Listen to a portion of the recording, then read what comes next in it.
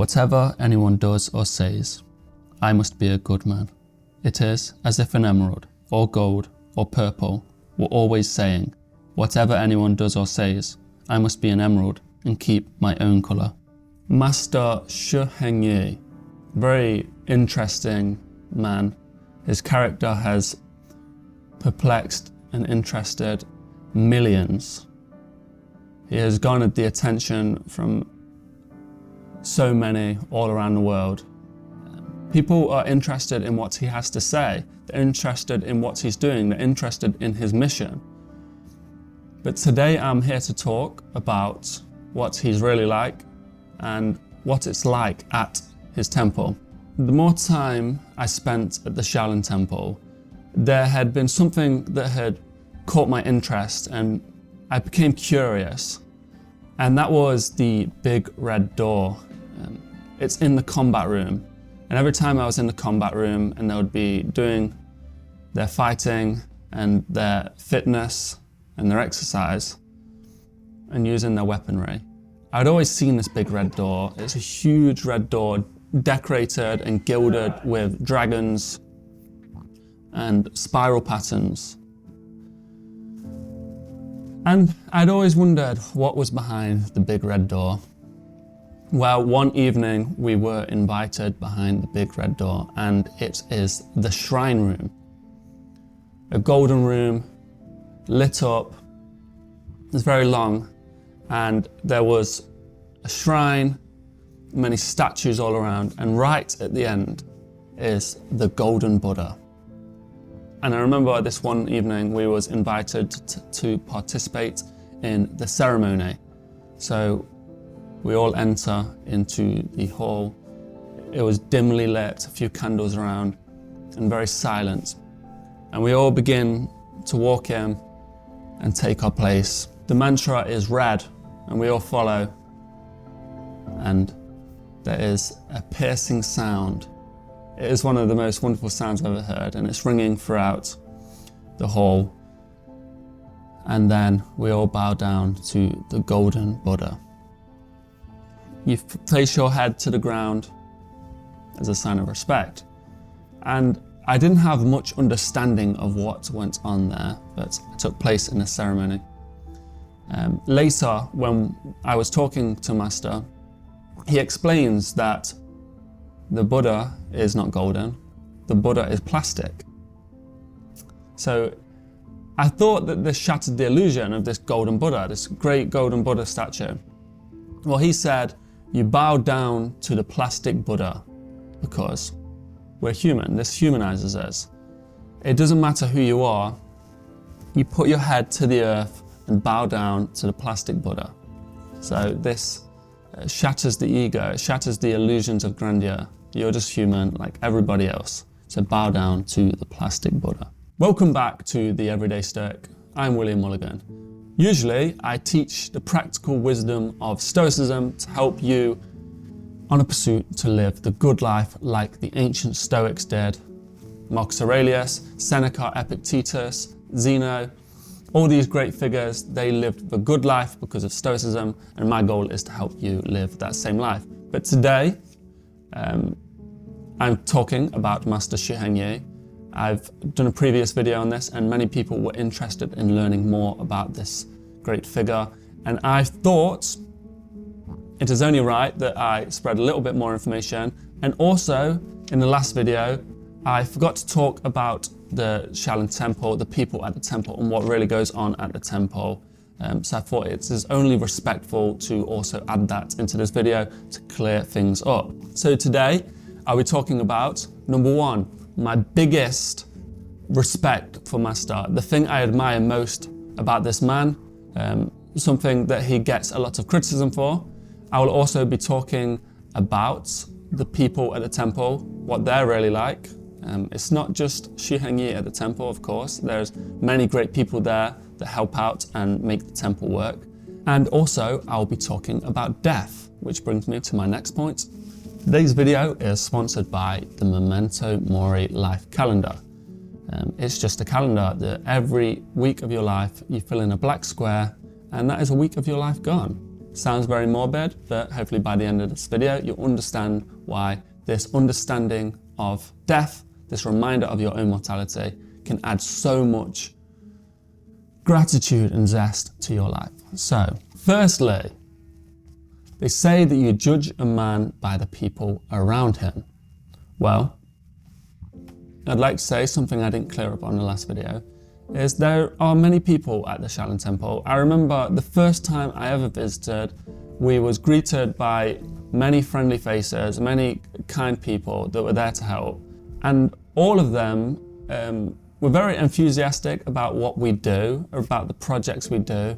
And they were saying how great our projects are, how they like our work, many kind words. And they were also very interested in what we do, they wanted to learn more. But mainly, they were so enthusiastic around helping us, so gracious, so kind and welcoming. You know, they fitted our dietary needs and they made wonderful food. The food there is lovely. They have chefs that work there that make some of my favorite food, and they were asking us about our dietary needs and they fitted this in and made the food for us. So they are very accommodating. They're always asking if you need them to do this, do that.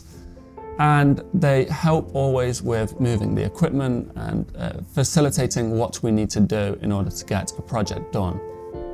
And also they're always there to say a kind word, to help, to give you anything you need really. So that's something I would like to note because I didn't say it in the last video.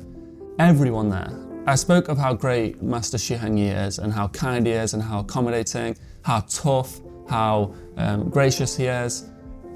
Everyone at the temple is like that. And I think that's what's remarkable is if you just talk to anyone at the temple, they all carry this same manner about them. They all carry themselves in this same graceful manner.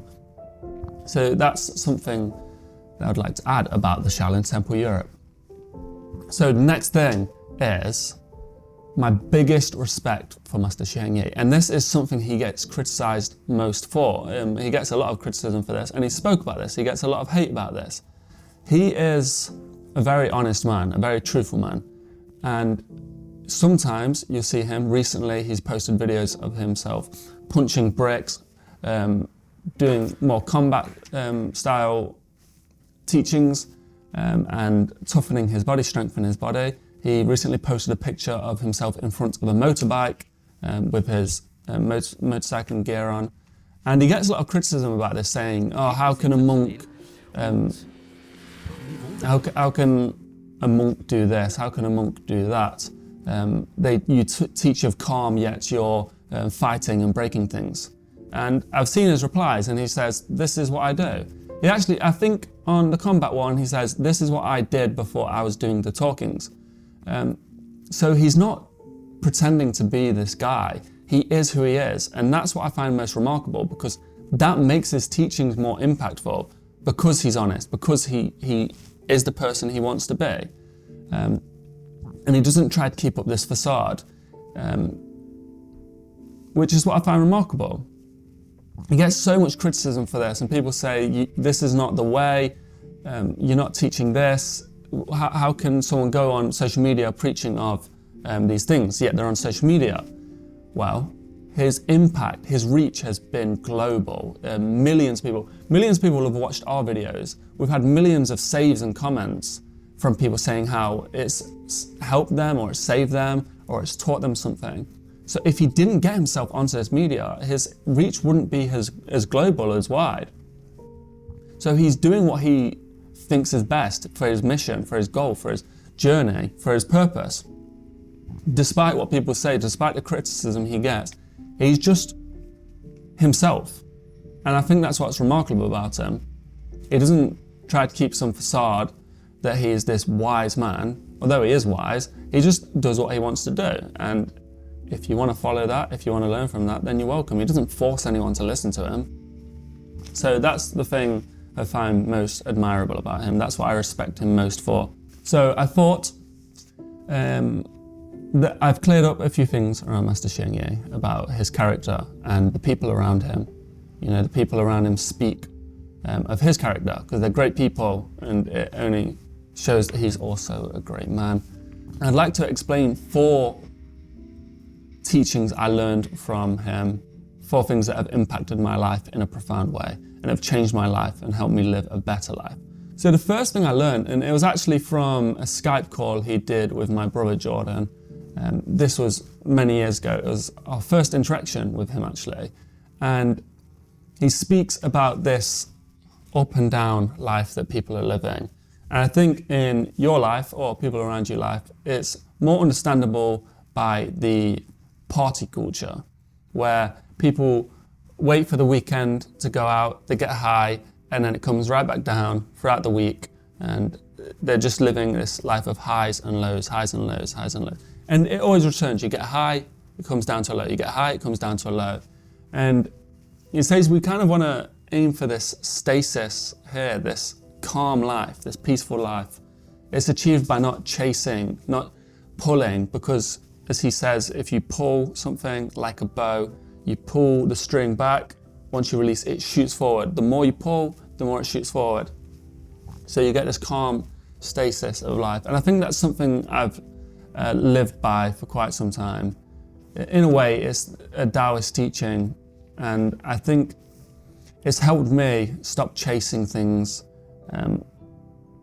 stop running after that high, and you just experience life as it is. Sometimes it's good, sometimes it's bad, but you can just experience it all, be grateful for it all, and be present, as he taught. You have to be present in this moment because that's all we have. We don't have the past, we don't have the future. And the second teaching is something I formulated myself after listening to him, and it's something I've thought about for a long time. I don't know if he directly said this, but I remember a quote he said about surrendering to life, and this is our ultimate strength. And I've kind of interpreted this myself over time and thought about this.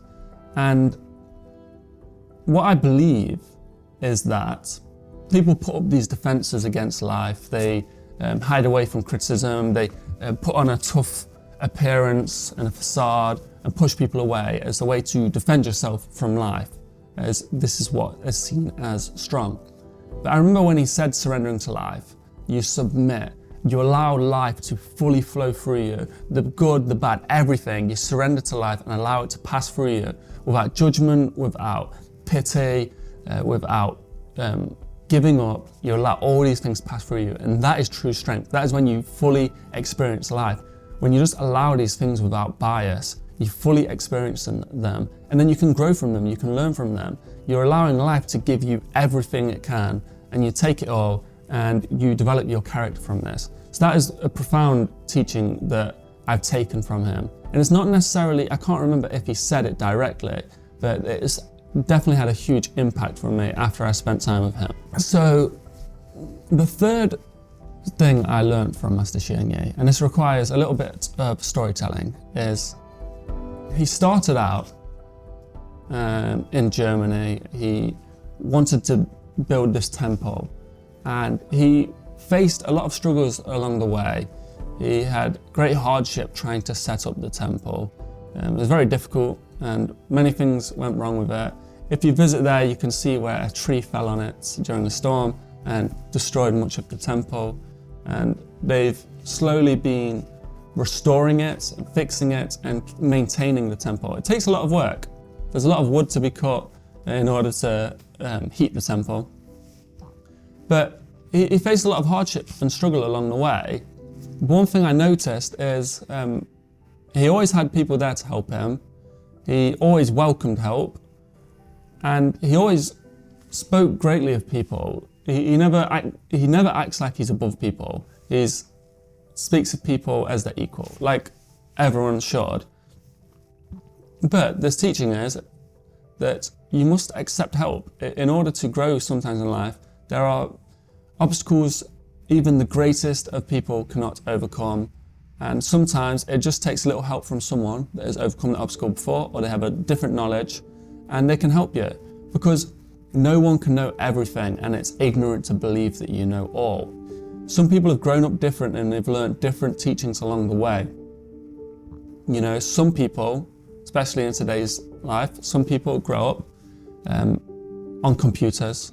It's just a general part of their life. They're on computers, on phones, technology. So you know everything there is to know about technology from a young age. It's just a basic understanding. And then there's the different people that will grow up in a rural area, farming, mechanics, stuff like that, and fixing their car is just a general part of life. So you have this one man that knows all about cars, it's just a general part of life, and another man that knows all about technology. So these seem like basic principles to them. They're both great men in their own fields, in their own life, but the mechanic can't fix a problem on his phone, the tech guy can't fix a problem with his car. If they just ask each for help, it's such a simple task for each of them to help. But some people are so stubborn and feel that it degrades their character some way in asking for help. But as Marcus Aurelius says, we need to ask for help. It's refusal to give up. Asking for help is refusal to give up. He speaks of soldiers, if they need a hand getting up, getting over an obstacle, you know, that's just part of the mission. They need help getting across the river, they help each other get across the river, and then they can carry on the mission. If they refuse that help from the others to get across the river, then they stay on the other side of the river and they never complete their mission. And that's true for life. If you're facing a challenge and you don't ask for help and you stop right there, then you've refused to take an avenue you could have taken. That help was there and you could have taken it, but you didn't. So accept help. So the final teaching, and this came from when I had a talk to him about Stoicism. I was talking about the topic of memento mori, and he said that death could be right around the corner. On the other side of that door, death could be there. So technically, I could have finished that talk with him, opened the door, died. Or a meteor could have gone through the temple and crushed me, and I could have died. The point is, it sounds very morbid, and that's the point of the Memento Mori life calendar, is death is a natural part of life. It's like the cycle of the seasons, you know, the leaves fall from the trees, the leaves die and they add nutrients to the ground so then more plants can grow, and it's just a circle of life. We die, and he says that people think that death is in the future, 50 years away, we don't know, but death is at all times, everywhere, and we can't anticipate when death will happen. So how do we combat this? We live in this very moment. We be present. We be grateful for everything we have and the very seconds we have, because it could be our last moment. And that is the point of the calendar, is every day you write up a square, it reminds you that a week has passed and this little square is all you have. You may never fill that last square in. You may never fill that square right in front of you in. So you have to just be present and appreciate the very moments we have. So there is something I do on every video, and everyone who watches these videos know it by now. And it's just a little bit of fun interaction I like to do with you all. And that is, if you make it to this video, and if you make it to this part of the video, which very few people actually do. I remember when I first started it was 0.1%. It's actually gone up now since I've been doing this. So it means people are enjoying the content, I hope. But I ask you to comment something. And what I feel I want to see in the comments is, the quote I read right at the start was from the Meditations of Marcus Aurelius. It's a very good quote, I believe, and it speaks of being a good man. The way he speaks of being a good man is that it is as natural as an emerald shining and being emerald, or gold being gold, or purple being purple. It's just our natural state of being. Being a good man is natural to us. It should be natural to us. So we can't let life stop us from doing that, getting in the way. So anyway, the comment I want to say is Marcus Aurelius, just in the comments. Marcus, Marcus Aurelius. He was the philosopher king, the last great emperor of Rome, and he's probably impacted my life more than anyone in this world, more than Master Shi Heng Yi. Not to say he hasn't impacted my life in a huge way, but I have read the Meditations every single day for around 10 years now, And if you see the book I was reading from, it is just completely falling apart. And I make like these little notes in it every day, and it's helped me in. It's been a huge help in my life, and I do recommend you read the book. Anyway, so today I was talking about Master Shi Heng Yi. If you liked this video, I recommend you subscribe, as I think my pursuit of teaching Stoicism to all can help everyone. It's helped me so massively. It's been a huge benefit to my life, Stoicism has. It's helped me be calmer, more patient, kinder, a stronger character. I no longer fear death. In fact, I realized recently that around 99% of my fears have just dissipated because I'm no longer fearing things outside of my control or outside of this very present moment. Whereas in the past, I was fearing things in the future or the past. Now, I just exist in the present. And if something is an imminent threat, then that might cause fear, but everything else is just completely gone. That's the effect Stoicism's had on me, and I'm hoping it can have that same effect on you as I condense all my teachings into short videos. So, thank you for watching. Thank you to everyone that's been buying the posters and supporting what I do. You can get 10% off on the poster with code Memento Mori. Memento Mori is a Latin word that translates roughly to remember death or remember you are mortal. It is this reminder of your own mortality that helps you live a more present and grateful life for every second you have. Thank you for all the YouTube members. You can become a YouTube member by clicking the button somewhere. It says join, I believe. Thank you for all the people commenting, subscribers, and everyone on Instagram. I've recently been making these stoic memes with these characters I've been drawing, and they are by far my top performing posts ever. The feedback's been insane. I think one's almost got 100,000 likes and like tens of thousands of shares.